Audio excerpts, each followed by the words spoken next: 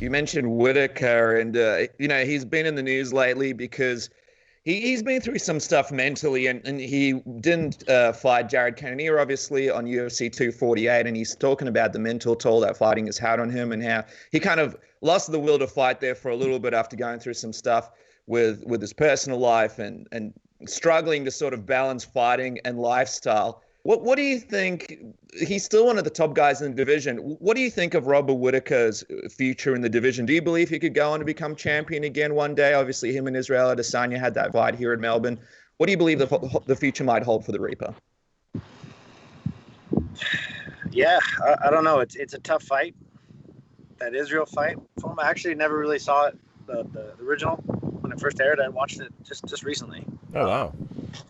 Israel is this COVID thing is bringing up, making me track back. But no, I watched it just the other like last week, and Israel is just so like he's, everyone talk about how precise he's different. He's so loopy. He's so off balance and still landing these like clean shots. He loops and twists and turns so well, and he's so rangy. It'd be a tough fight for Whittaker to come back to.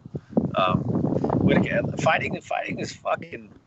People want to talk shit from afar and don't understand what fighting is, but getting to the top of the world and fighting those wars that Whittaker put in and having the family, I couldn't really imagine what that does to you. You don't want to do that forever, and you have your kids and make you.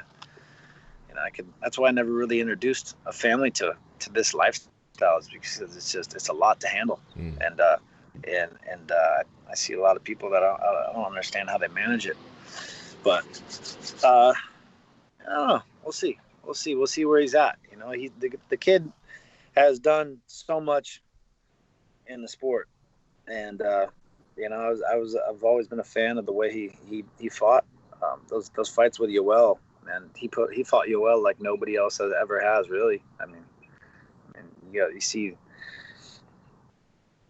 what's the name, Costa put on a good fight with him, but that was after two beatdowns from Robert, and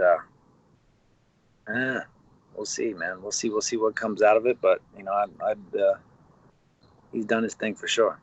You mentioned you've never introduced a family, but we have a sneaking suspicion you've got kids all over the world that you don't know about. Like, let me ask you this though, man.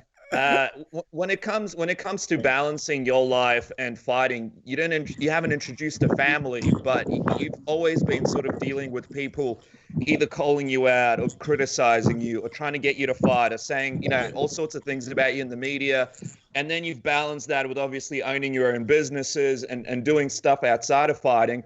Have you had times like Rob where the mental anguish from fighting sort of has been too much, or have you had low times because of trying to balance this whole fighting and life thing yourself?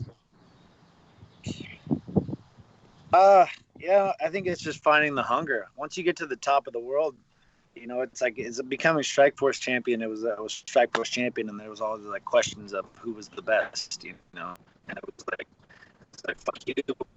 I can beat these guys, force, but then you see what we did. The Strikeforce came in and ran through the whole division. Everybody in the UFC in every division. It's like, fine, you got in there, you done that, and I mean, what more do you want? It's not for everybody to keep following that path. So I feel like there was a tremendous weight off my shoulders, and that's where I could see where Whittaker could, he had proven that, he defended that, and he'd done it, a few times, and proved himself. So finding that motivation and that hunger to keep going on with that same passion, I think that's the biggest key.